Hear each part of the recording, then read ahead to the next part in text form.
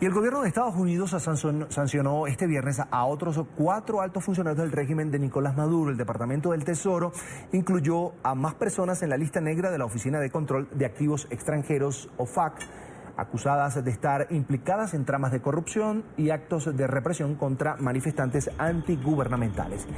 Todos los activos de estos funcionarios que están sujetos a la jurisdicción estadounidense quedan congelados y se prohíbe además relación comercial o hacer negocios con ellos desde territorio de la Unión Americana. El Departamento del Tesoro también hizo un llamado a la comunidad internacional para unirse a Estados Unidos en su apoyo al pueblo venezolano para aislar aún más al régimen de Maduro, al que califica de opresivo.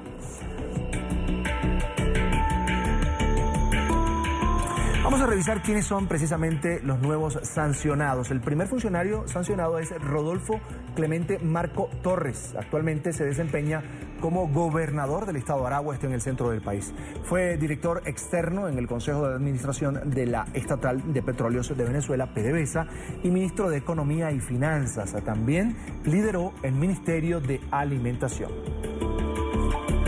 Con Francisco José Rangel Gómez, es general retirado del Ejército de Venezuela.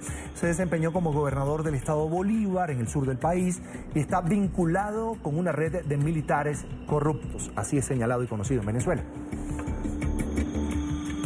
El tercer funcionario sancionado es Fabio Enrique Sabarce Pavón, general activo, general de división de la Guardia Nacional Bolivariana, y es acusado de ser responsable de actos de represión contra manifestantes opositores al gobierno de Nicolás Maduro en territorio venezolano. La lista de sancionados, de nuevos sancionados, la cierra Gerardo José Izquierdo Torres, teniente general del Ejército de Venezuela, y se desempeña como ministro de Frontera y secretario ejecutivo de la Comisión de la Frontera.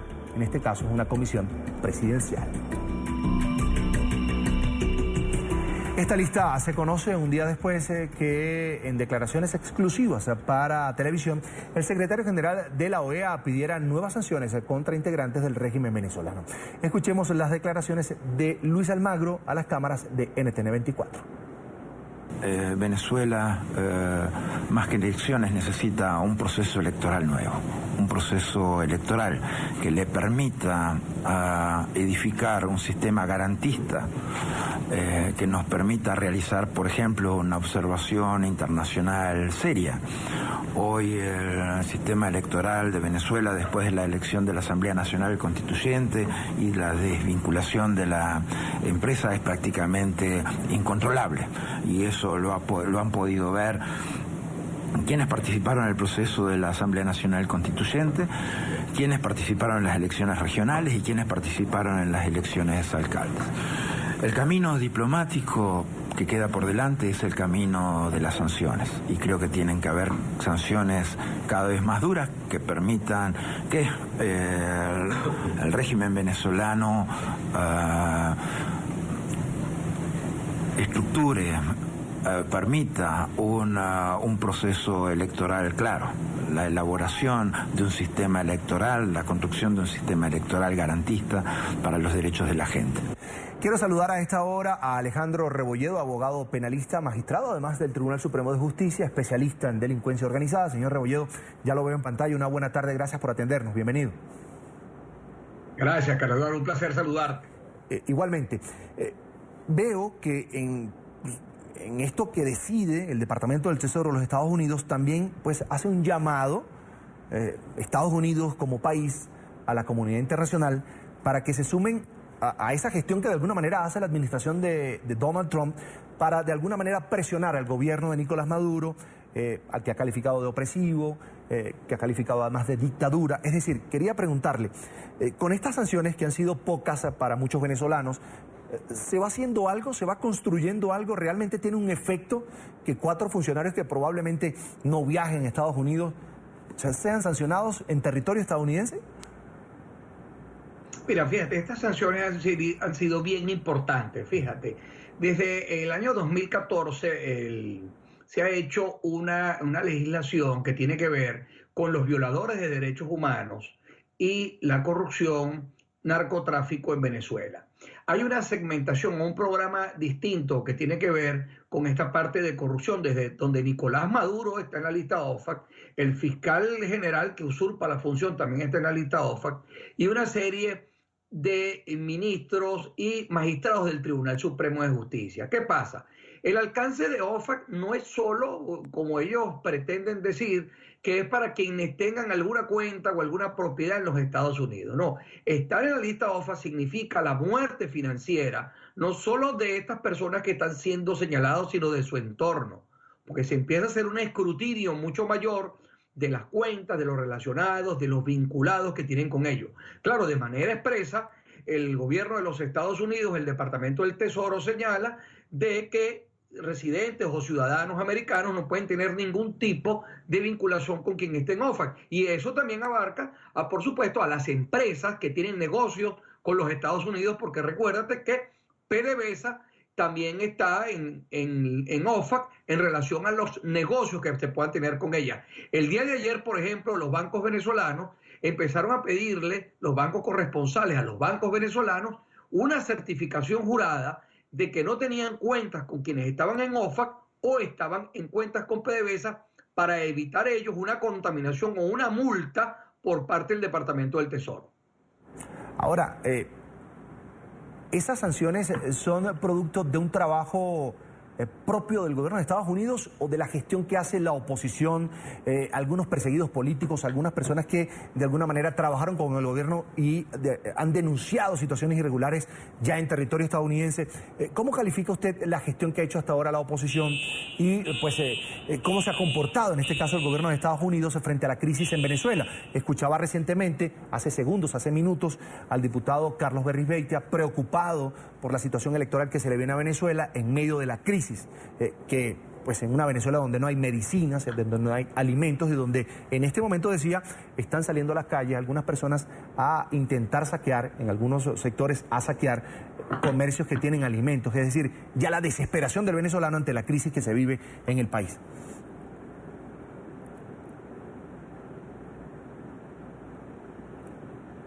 ¿Me escucha, señor Rebolledo? No. Bien, estábamos conversando con el señor Rebolledo, que es Alejandro Rebolledo, es abogado penalista, además magistrado del Tribunal Supremo de Justicia, especialista en delincuencia organizada, para ahondar, profundizar un poco más en qué hay detrás, en qué podría venir detrás de esas sanciones que está aplicando desde hace algunos meses el gobierno de los Estados Unidos, sobre todo la administración de Donald Trump, a algunos funcionarios vinculados con el gobierno del presidente Nicolás Maduro en Venezuela, que son acusados de violar los derechos humanos, algunos vinculados con denuncias por narcotráfico y otros personajes, otras figuras por corrupción. Es un seguimiento que viene haciendo en este caso el gobierno de los Estados Unidos, que se ha declarado en favor de los opositores que requieren en este momento un cambio político en Venezuela, un cambio de gobierno por la situación que viven y por supuesto la situación que se viene presentando, el rompimiento prácticamente en el hecho de las relaciones del gobierno de Donald Trump con el presidente Nicolás Maduro. Le decía, señor Rebolledo, que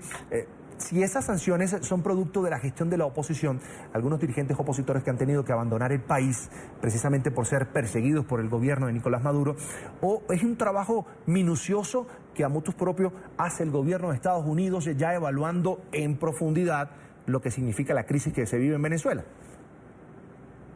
Bueno, hay de todo un poco. Ahí, fíjate, nosotros en nuestro caso particular venimos trabajando desde hace muchísimos años precisamente para desenmascarar a una serie de sujetos, tanto funcionarios, exfuncionarios como testaferros, que han ocultado su dinero tanto en Estados Unidos como en Europa, igualmente en Asia o en islas del Caribe. Entonces, por ejemplo, nosotros tuvimos una iniciativa que tenía que ver mucho con la revisión de los expedientes migratorios. La gente a nosotros nos ha dado una información importante y hemos consignado informaciones a diferentes autoridades sobre pruebas que nos han consignado algunas personas y las investigaciones también propias de nosotros, ¿no? Entonces, pero sí también hay una investigación muy importante que tiene que ver con el escrutinio que hace los Estados Unidos con los diferentes tipos de resoluciones que han venido sacando. Carlos Eduardo, muy importante decirlo. Hay unas resoluciones que han venido durante todo el año pasado, donde la administración del presidente Trump, que tiene que ver con el seguimiento a partir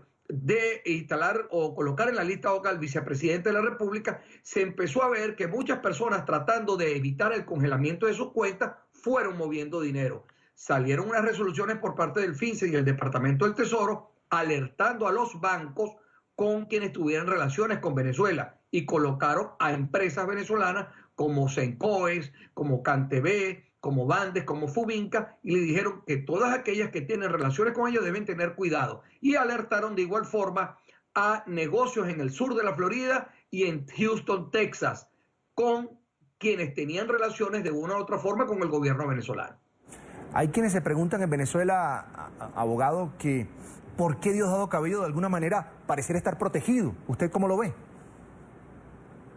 Bueno, fíjate, ahí que hay varios tipos. Primero, las investigaciones que se hacen con respecto a OFAC y el Departamento del Tesoro, donde hay una serie de secretarías que trabajan en conjunto, como la Secretaría de Justicia, la Secretaría de Defensa, trabajan conjunto con el tema de OFAC. Pero también hay una parte que se está haciendo de la investigación penal que tiene que ver con los juicios que se llevan en Nueva York, que muchos tienen que ver con corrupción, narcotráfico y lavado de dinero. Entonces, como te digo, son una serie de investigaciones que avanzan, que se recaban pruebas y que cada persona que en un momento determinado puede llegar a estar en OFAC, se le congelan los bienes, se le prohíbe tener relaciones con quienes están vinculados en los Estados Unidos, pero hay una primera fase que es que se le propone a ellos una negociación, como sucedió con este señor Marcelo Odebrecht, que hizo posible que salieran una serie de nombres en América Latina. Y entonces, cuando una persona está en un juicio penal, a esas personas se le da la oportunidad de colaborar. ¿Colaborando haciendo qué? Entregando información, documentos y recabando una serie de pruebas. Me imagino que ellos están en ese periodo sustanciando una serie de cosas importantes con respecto a este señor y con respecto a otros también. Bien, quiero agradecer a Alejandro Rebolledo, abogado penalista, magistrado del Tribunal Supremo de Justicia, además especialista en delincuencia organizada, por compartir, como siempre, unos minutos aquí en NTN 24 con nosotros. Un placer, hasta la próxima. Hasta la próxima, un placer.